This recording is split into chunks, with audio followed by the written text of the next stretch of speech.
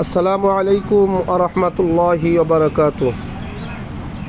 আলহামদুলিল্লাহ, আজ 4/2/2026 রোজ বুধবার খাস শাহজাহানী কবরস্থান মাদ্রাসার নতুন ভবনের ছাদ ঢালাইয়ের কাজ শুরু হয়েছে। ঢালাই উপলক্ষে আজকে দোয়ার আয়োজন করা হয়েছে।